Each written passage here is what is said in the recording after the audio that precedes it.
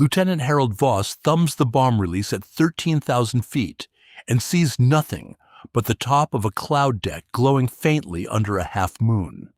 His target is a Railyard outside a Norman town.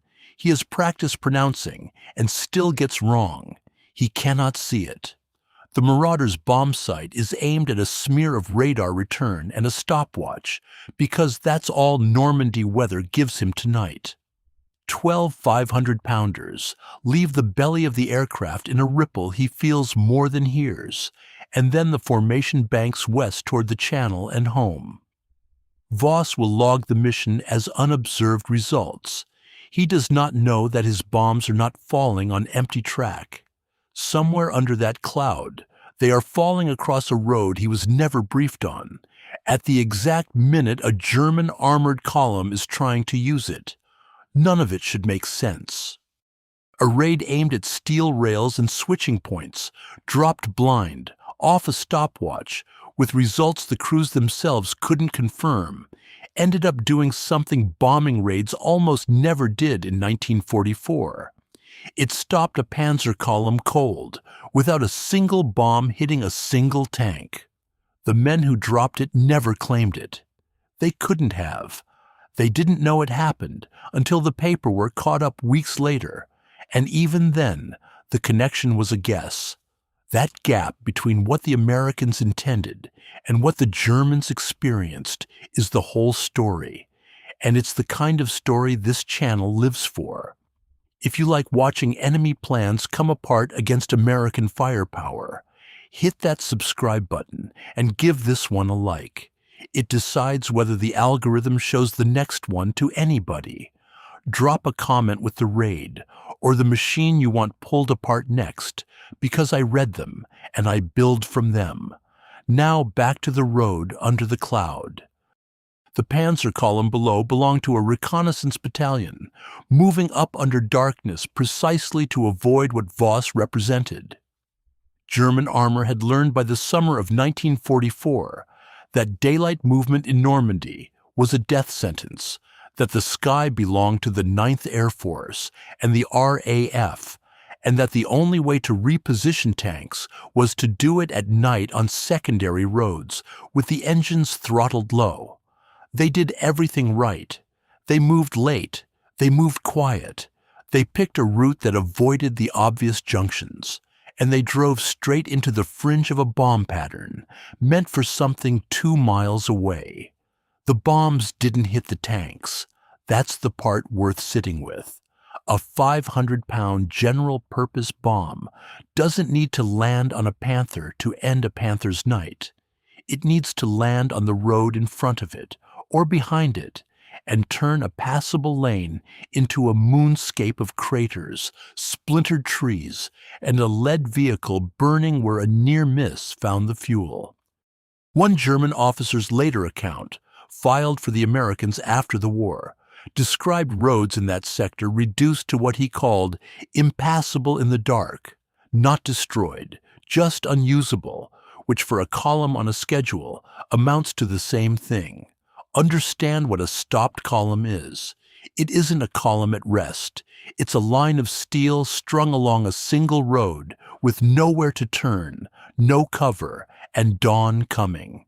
Everything German doctrine feared about the American air weapon lived in that sentence, and Voss had triggered it by accident, aiming at a Railyard he never saw.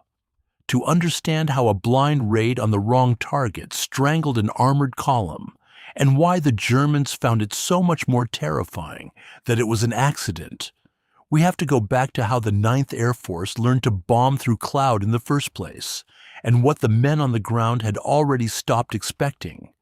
Eisenhower staked his authority on bridges months before Voss ever saw that cloud deck. In the spring of 1944, he threw his weight behind a plan that Churchill hated, that his own air barons resisted, and that a British scientist named Solly Zuckerman had spent months arguing for with charts nobody wanted to read. The idea was simple to state and brutal to execute.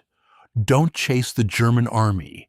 Chase the railways, the marshalling yards, the bridges, and the junctions that fed it. starve the front by breaking the road behind it. They called it the Transportation Plan. The Ninth Air Force made it a religion. The logic ran on arithmetic. A German infantry division needed something like 200 tons of supply a day to fight, and an armored division far more, and none of that moved by magic. It moved on rails to a railhead, then onto trucks, then across rivers on a finite number of bridges. Take out the bridges over the Seine and the Loire, and you don't just inconvenience a Panzer division. You force it onto a longer route, more hours in the open, more fuel burned, more chances to be caught at first light by a Thunderbolt pilot who has nothing better to do than watch that road. By D-Day, every bridge across the Seine below Paris was down. Read that again. An entire river line, one of the great natural barriers of northern France, closed to German traffic before the first landing craft grounded at Omaha. The German staff understood exactly what was being done to them, which is the part I find almost unfair. They weren't confused. They kept meticulous records of the strangulation happening to their own logistics. General Blumentritt, Chief of Staff in the West, described the effect afterward in language filed for the American Historical Division, calling the movement of reserves a very difficult problem because the roads and railways were under constant attack. That's a staff officer's phrasing. Strip the politeness out, and it means his tanks couldn't get where they were needed without bleeding the whole way. Here is the trap inside the trap. Once you knock down the bridges, the German columns funnel onto the crossings that still stand. Fewer routes, more traffic, tighter schedules. Every surviving crossroad becomes a choke point, and a choke point is just a target that hasn't been hit yet. The Americans didn't need to know where a specific Panzer battalion was going. They only needed to make every road it might use dangerous, and every crossing it had to use fragile. That's the shift worth grasping. American interdiction wasn't about hitting the tank. It was about poisoning the geography the tank had to move through. A crater on the right road at the wrong hour did what a direct hit could never guarantee. It stopped an entire column while spending nothing on aim. The Germans adapted the only way they could. They moved at night, dispersed off the open roads, and pushed engineer bridging units in behind the columns to throw pontoons across gaps and repair what the bombers dropped. Those engineers were among the best in the world.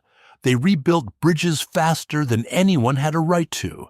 And it still wasn't enough, because the Ninth Air Force could break a bridge in an afternoon, and the engineers needed a night to fix it, and the arithmetic never balanced back in Germany's favor.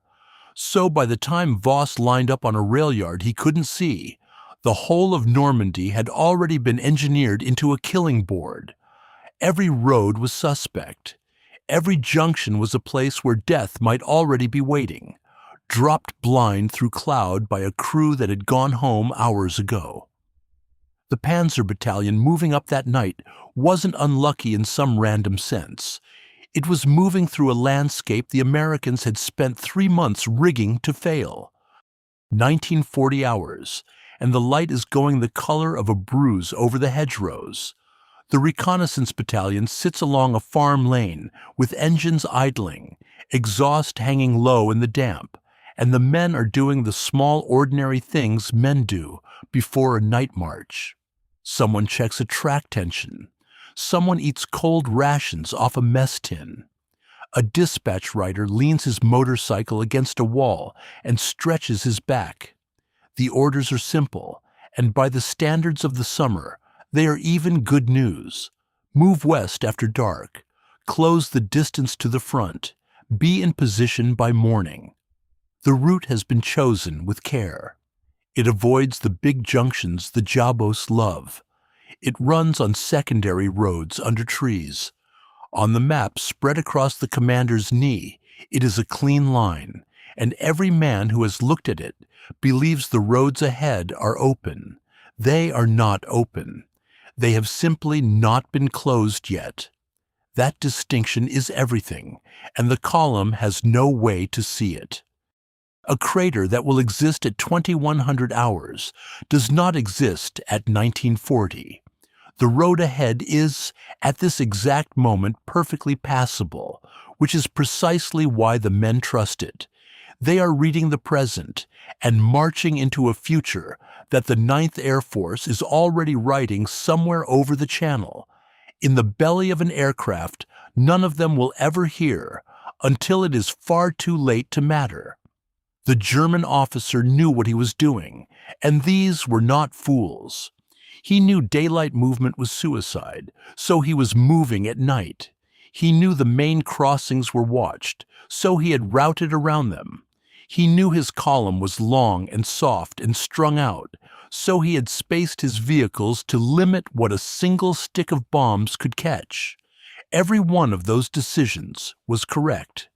Everyone came out of hard experience paid for by units that had done it wrong and burned for it.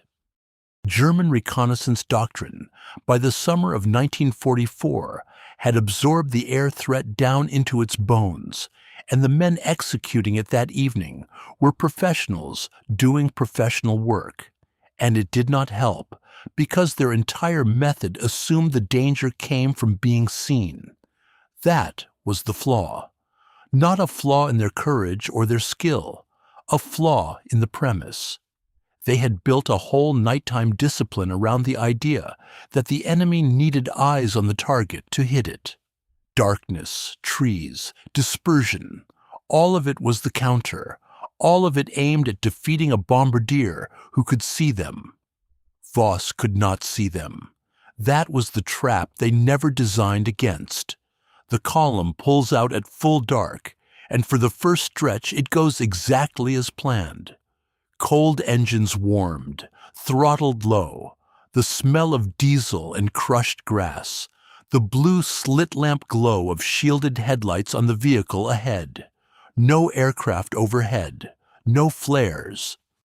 Just the grind of tracks on a farm road and the occasional halt while the lead element checks a turning. For an hour, maybe more, the plan works. The men who survived remembered that part. The deceptive normalcy of it, the sense that tonight they had gotten away clean. Ahead of them, in the dark they could not read, a Railyard they had nothing to do with was about to receive 12 500-pound bombs off a stopwatch. Some of those bombs would land where they were meant to. Some would walk long, past the switching points, out across a secondary road that happened to run within a bomb's error of the Railyard. The same road the column was scheduled to reach at the same minute. Nobody planned that intersection. No staff officer on either side drew that line. It was arithmetic and weather and bad luck stacked into one crater, and the column was driving straight toward the coordinates where it would appear. 11,000 sorties. That's roughly what the 9th Air Force put over France in a single week that summer. And the number matters because it changes what luck even means. When one bomber gets lost and drops on the wrong field, you call it an accident. When thousands of aircraft are hunting the same finite network of roads and rails every day for weeks, the accidents stop being random. They become a statistical certainty spread across every crossroad in Normandy. The column driving west that night wasn't gambling against one raid. It was gambling against a saturation so thick that a misplaced bomb pattern was almost guaranteed to fall on somebody. Look at the rail lines. By the end of May 1944, the French rail network west of a line through Paris was carrying a fraction of its normal traffic, and in the weeks after D-Day, whole regions went effectively dark. Cut here, cut there, cut again before the repair crew finished the last one. The Germans measured it themselves, and their own records are what damn them. Rail traffic in the invasion zone dropped to something like 30% of the pre-attack level, and in the worst sectors far below that. Those are their transport officers counting their own trains, not American boasting. Now do the arithmetic the way a German staff officer had to. If the rails are gone, everything shifts to the roads.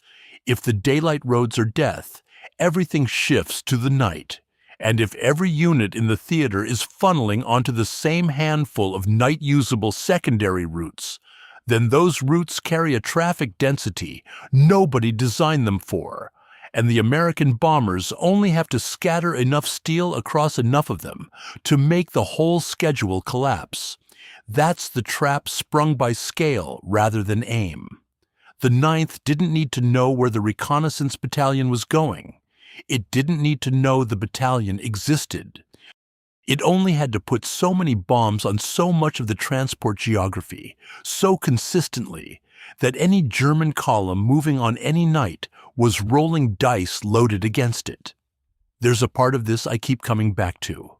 The famous interdiction of Normandy is usually told through the daylight fighter bombers, the thunderbolts and typhoons prowling the roads, machine gunning anything that moved. That story is true, and the men who flew it earned every word. But it undersells what the medium bombers were doing over the target, set the Germans couldn't see them hitting. The Marauders and the Havocs, working railyards and junctions through overcast, off-radar and stopwatch, on nights when no fighter could have found a road at all. Voss belonged to that second, quieter war. His Marauder group was one of many, and on any given night the 9th might send dozens of aircraft against a dozen separate marshalling yards, each crew dropping blind, each pattern landing with the scatter that blind bombing always produces. Multiply that scatter by the sortie count, and you get a simple, ugly truth. On enough nights, over enough targets, the errors themselves became a weapon. Bombs meant for rails were going to walk onto roads. It was only ever a question of which road and who happened to be on it. The German High Command understood the aggregate perfectly and could do nothing with the understanding.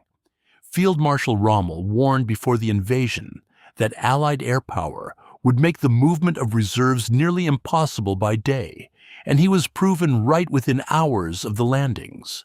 What his warning couldn't capture was the night dimension. The idea that darkness, the one refuge left, was already compromised by aircraft bombing on instruments through cloud. So the column rolling west was not unlucky in the small sense. It was caught inside a machine running at 11,000 sorties a week, on a road that fed a railyard on somebody's target list, at the exact minute the arithmetic came due. The bomb that would stop it had already left the aircraft. It just hadn't landed yet. The bombs that stopped the Panzers were never aimed at the Panzers.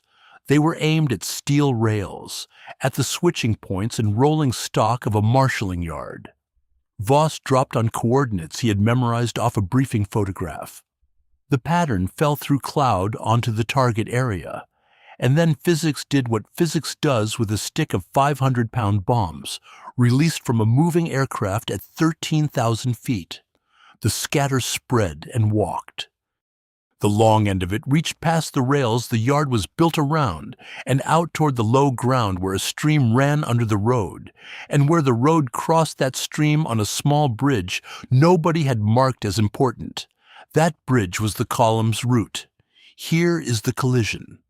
The German officer had planned his march to avoid every crossing the Americans might hit on purpose. He had not planned, could not have planned, for the crossing he chose to be destroyed by accident, by bombs meant for a railyard 3/4 of a mile away. His detour was clever, and it was correct, and it ran across a culvert that sat just inside the error radius of a blind night raid on an entirely different target. Think about what a small bridge is, structurally, when a heavy bomb goes off beside it. It doesn't need a direct hit. The overpressure alone cracks the abutments. The near miss collapses the fill and drops the roadway into the stream, and the crater on the approach does the rest. One bomb walking long from a 12-bomb pattern was enough to take a crossing that carried the entire battalion's weight and turn it into a gap.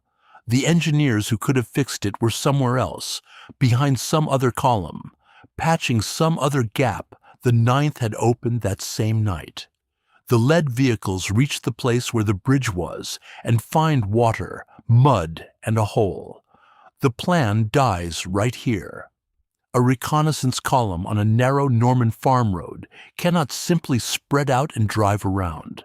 The hedgerows that hid them from the air now pen them onto the one route they committed to. They stop. Behind the lead element, the rest of the column concertinas up in the dark. Vehicle behind vehicle, engines idling, radios querying, the whole formation compressing onto a strip of road. It can neither cross nor quickly leave. Everything the German officer did to avoid becoming a target has just made him one, and nobody on the American side knows it. That is the part I cannot get past. Voss is already turning for home. His crew logged a Railyard mission, and by their own accounting, the night was routine to the edge of dull. Bombs away on instruments, no fighters, some flak, back across the channel to eggs in a bunk. The single most consequential thing they did that night, dropping the detour bridge under a Panzer battalion's road march, appears nowhere in their report because they never saw it and never could. The strike that trapped the column was, to the men who flew it, a footnote to a target they missed. The Germans, standing in the mud in front of a broken culvert, understood their situation with total clarity and drew exactly the wrong conclusion. To them, it looked deliberate. It looked like the Americans had known their route, anticipated the detour, and prepositioned the strike to close it, because from inside the trap, precision and accident are indistinguishable. A blind bomb through cloud and a targeted interdiction leave the same crater. The column had no way to tell that its ruin was a rounding error in someone else's mission. That confusion, the enemy reading intention into arithmetic, is where this story stops being about a bridge and starts being about what the 9th Air Force had done to the German mind. They had made accuracy irrelevant and error lethal, and the Germans could no longer tell the difference. A half-track tries to reverse in the dark and jackknifes into the ditch, and the sound of it, the tearing crunch of a track ripping through hedge roots, carries back down the stalled line like a signal that something has gone wrong. Men who could not see the crater already knew. You feel a column stop before you understand it. The rhythm of engines ahead falters. The vehicle in front glows red as it brakes, and then nothing moves, and the not moving spreads backward faster than any order could. The lead element radios the obstacle back. The command element orders a halt and a reconnaissance for an alternate. That takes time, and time was the one thing the road did not give. Because a Norman farm lane is a pipe. It has walls of packed earth and hedge on both sides, banks a man cannot climb a vehicle over, and it was built 2 centuries before anyone imagined an 8-wheeled armored car needing to turn around on it. The column had driven into the pipe at full length. Now the front was corked, and every vehicle behind was still nose to tail on a surface with no shoulder and no turnout, no way to pass. Reversing a mechanized column in the dark is its own small catastrophe. The lid vehicles have to back into the ones behind them, which have to back into the ones behind them, and none of the drivers can see more than the dimmed convoy light of the machine directly astern. One vehicle in the ditch, one thrown track, one stalled engine, and the whole reverse seizes. This is the part the logistics officers had trained for and dreaded. Movement control in the German army was a serious profession, staffed by men who understood that an armored formation is only as good as its ability to move as a unit. They watched the unit stop being a unit. Radio traffic climbed. Discipline in the rear elements, where nobody could see the obstacle and rumor filled the gap, began to fray into the small mutinies of exhausted men. Engines left running against orders. A hatch opened, a cigarette cupped and glowing where no light should show. I want to sit on that cigarette for a second, because the light discipline detail bothers me more than it should. These were veterans.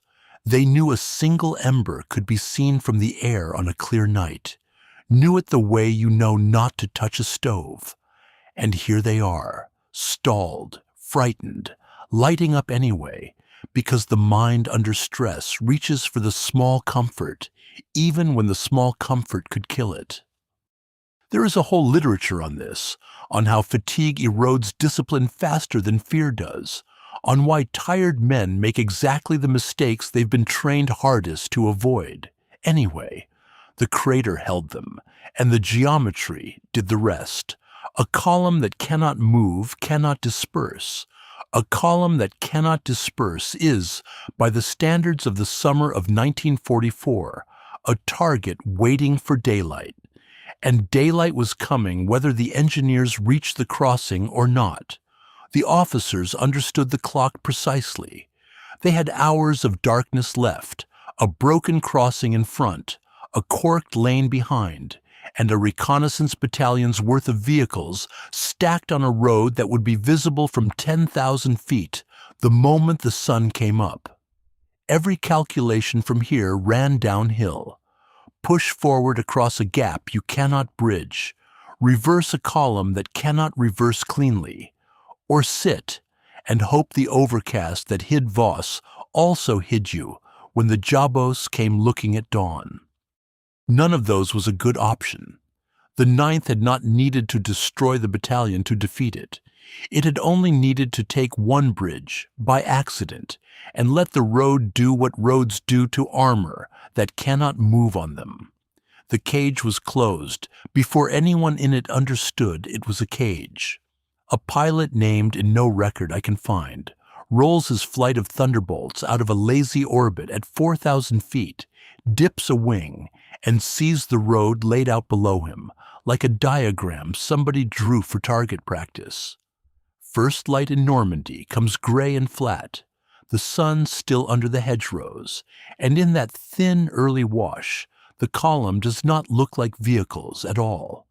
It looks like a seam, a long dark line of parked metal following the exact curve of a lane, unmoving and unmistakable, wrong in the way only stopped armor is wrong from the air. The overcast that hid Voss had thinned to broken cloud by dawn. The refuge closed. You cannot hide an 80-vehicle column on a single road. The camouflage nets that worked against a passing glance mean nothing against a low pass in good light, and the hedgerows that penned the column into the lane now framed it and walled it, held it still against the one background that made it legible. The pilots did not need to search. They needed only to follow the road until the road stopped being empty. What comes next is quick, and it is not a fight. The lead flight tips into a shallow dive, and the sound reaches the men on the ground, a half-second behind the sight. The flat rip of 850 caliber guns per aircraft, a noise less like firing than like fabric tearing across the whole sky at once. Tracers walk up the lane. The first bombs come off the racks, and the road jumps, dirt and hedge and pieces of vehicles standing up into the air and hanging there before they fall. A half-track at the front takes a 500-pounder square and simply ceases to be a shape. Fuel goes up in a column of black that marks the spot for the next flight, and the next flight is already turning in. Men run for the banks they could not drive over. Some make it into the fields and the ditches. Many do not. I am going to state the outcome plainly, because dressing it up would be a lie about what a fighter bomber does to soft-skinned and lightly armored vehicles, caught nose to tail with nowhere to go. The column was destroyed in detail over the course of the morning, worked from both ends inward, so nothing could break out either way, the standard method against trap transport. Vehicles burned in sequence down the lane. The reconnaissance battalion that had rolled west the evening before, as a functioning unit, stopped existing as one before noon. Sit with that for a second. Not one of those men was killed by the raid that trapped them. Voss and his crew, the actual authors of the catastrophe, were asleep in England by the time the thunderbolts arrived, and never knew either the trap they set or the killing it enabled. The bomb that doomed the column and the guns that emptied it belonged to different squadrons and different aircraft, hours apart, connected by nothing but a crater and the geometry of a road. The Germans died inside a machine so large that no single part of it knew what the other parts were doing to them. And here is the thing the survivors carried away. The thing that shows up over and over in the interrogation reports and the post-war studies when German officers tried to explain the summer of 1944. They believed the Americans had planned it. A column carefully routed to avoid known targets, a detour bridge dropped precisely across its path, fighters overhead at the first usable light, from the ground that reads as one coordinated operation, a mind reaching down to close a hand around them. The FMS reports come back to this obsessively, the sense that Allied air power was not just heavy, but omniscient, that it saw everything and chose everything. It saw almost nothing and chose almost nothing. It was simply too big to miss, and the men in the lane could not tell the difference between being hunted and being caught in the wide, blind sweep of arithmetic. That was the weapon. They never understood it was an accident, and it killed them exactly the same. 98 vehicles. That is a figure that turns up in one American assessment of what a single fighter-bomber group could leave, scattered across a stretch of Norman Road in a good week, and it is worth holding next to a harder truth the wreck counts kept revealing. A large share of the vehicles the Germans lost that summer were not shot at all. They were abandoned. The teams that walked the roads afterward, counting hulks for the bombing survey, kept finding the same thing over and over: tanks and half-tracks and prime movers sitting intact or nearly so, tracks unbroken, guns unfired, out of fuel or out of nerve, or simply left where they stopped when the crew decided that staying with the machine was a way to die. That distinction mattered enormously, and the Americans knew it mattered. A destroyed tank costs the enemy one tank. An abandoned tank costs him the tank, the crew's willingness to use the next one, and the fuel and recovery effort that will never arrive because the roads those things travel on are the same roads the Jabos own by daylight. The reconnaissance battalion on that lane contributed its share to the ledger, burned hulks nose to tail where the geometry pinned them. But the column was one entry in a much longer accounting, and the accounting was the point. The United States Strategic Bombing Survey teams who did this work were engineers with clipboards, and they were measuring something the Germans could feel but could not fight. Read the German verdicts, and a pattern hardens fast. In the foreign military studies reports, the ones the U.S. Army had captured generals right up after the war, the same complaint surfaces from officer after officer, each in his own theater, each convinced he had personally discovered it. Movement by day was suicide. Fritz Bayerlein, commanding the Panzer Lehr division, described his roads as a Jabo-Rennstrecke, a fighter-bomber racecourse, and reported that he could move only at night, in fog, or not at all. Others put it in the language of paralysis. They did not lose battles they fought. They lost the ability to arrive at battles as organized units, which is a different and worse kind of defeat. Here is what I find damning in those reports, and it is the thing they never quite say out loud. Not one of them offers a counter. They describe the weapon in precise professional detail. The sortie densities, the road interdiction, the impossibility of daylight movement. And then they simply stop, because there was nothing to recommend. There is no outscheduling an air force that flies 11,000 sorties a week, no outcamouflaging broken cloud and good morning light, no repairing every crater, when the same aircraft that made this one will make 4 more before noon on roads you also need. The German staff mind, which was very good, ran the problem to its end and found no move. So they reached for the explanation that let them keep their professional dignity, and it was the wrong one. They decided the Americans were omniscient. It reads all through the post-war interrogations.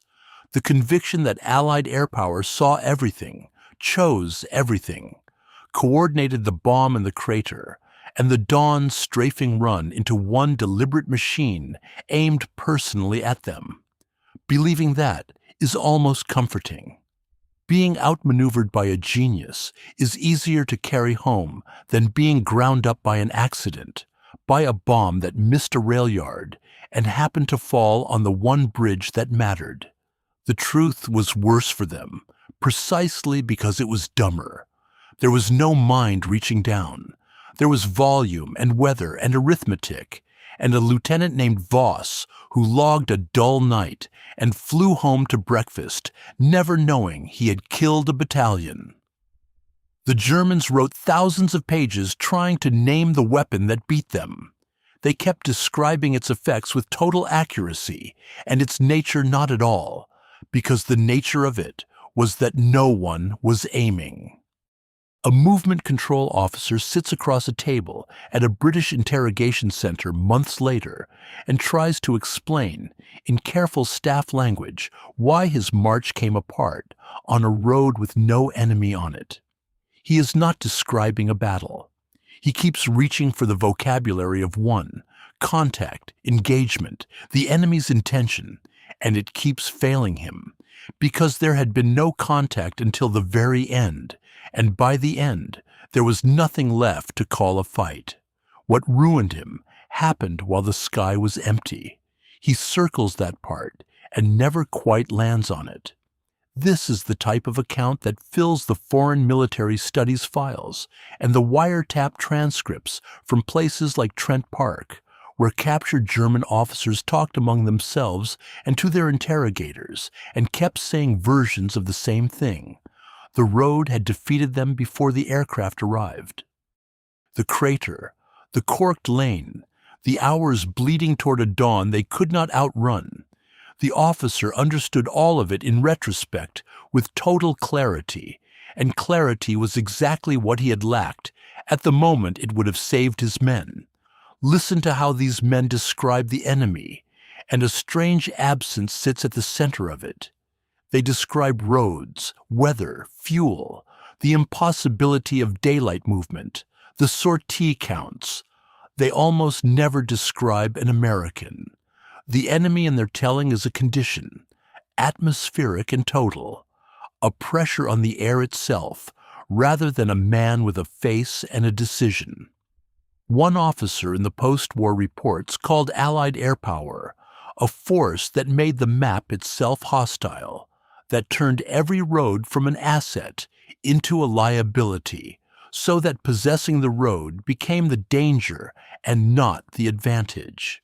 He had spent a professional lifetime learning that roads were how armies moved. He learned in one summer that roads were how armies died. The officer understood one thing too late, and it was everything. He had been trained to fight an enemy who wanted the same things he wanted. The crossroads, the bridge, the high ground, an enemy whose intentions he could read because they mirrored his own. The thing that trapped his column wanted nothing. It had no intention to read. A bomb had fallen on a bridge because a lieutenant could not see a Railyard through cloud. And that was the entire causal chain, and there was no mind at the end of it to outthink. Sit with what that does to a professional soldier. Everything he knew how to do assumed an opponent. The whole apparatus of his training, anticipate, counter, maneuver, required someone on the other side making choices he could disrupt. Against arithmetic, there was nothing to disrupt.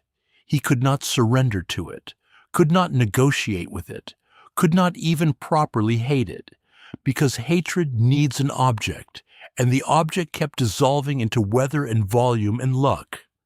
So, he did what all of them did. In the transcripts, he grants the Americans a genius they did not exercise, a coordinating intelligence that had, in fact, been asleep in England before his men finished burning. The same reflex runs through every one of these accounts. The Germans could accept being outfought.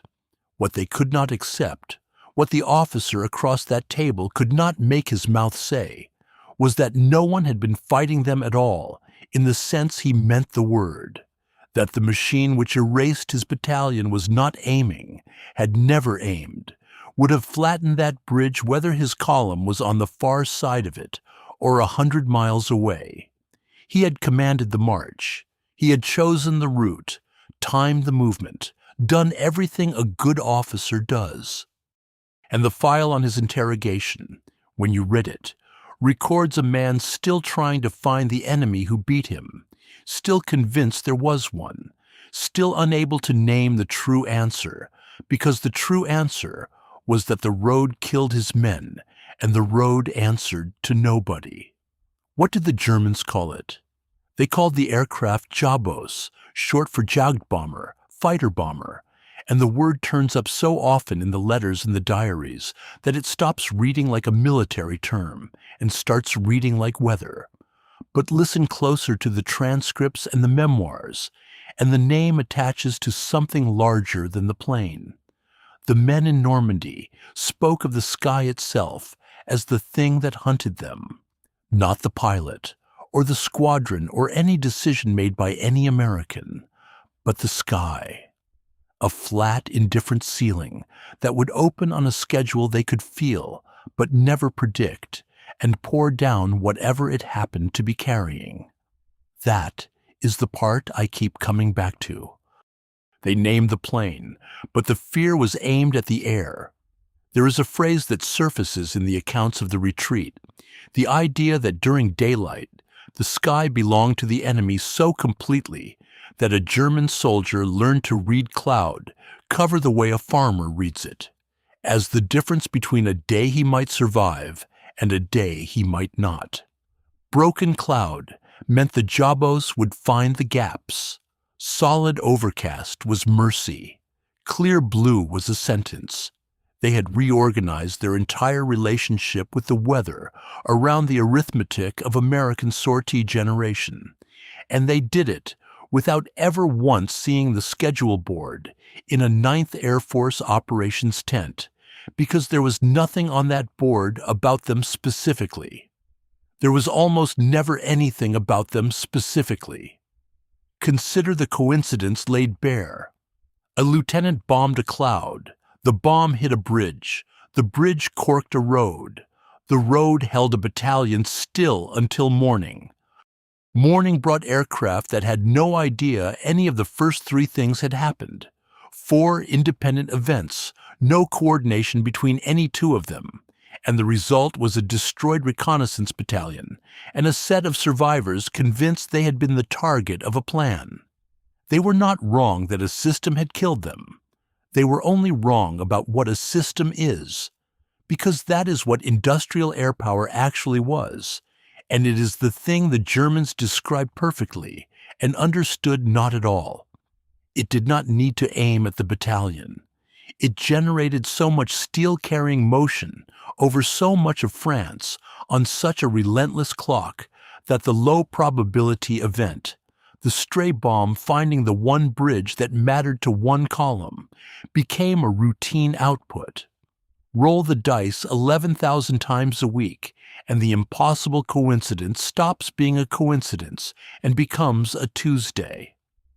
The Americans had not built a weapon that found the German column. They had built a weapon that made finding it statistically inevitable, while caring about it not at all.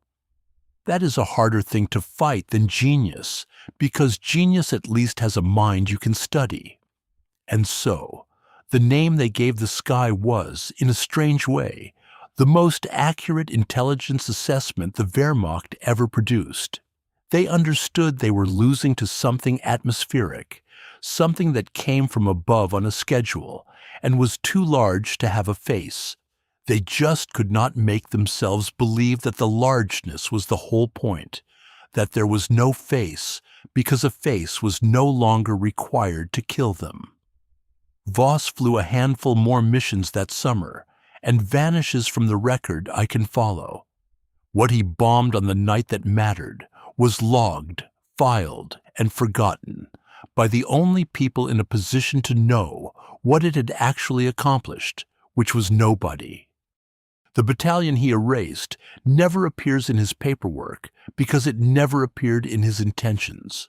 The mission that trapped and killed a German reconnaissance battalion, the single most consequential thing that string of aircraft did that night, went into the after-action report as a marshalling yard struck through undercast, results unobserved.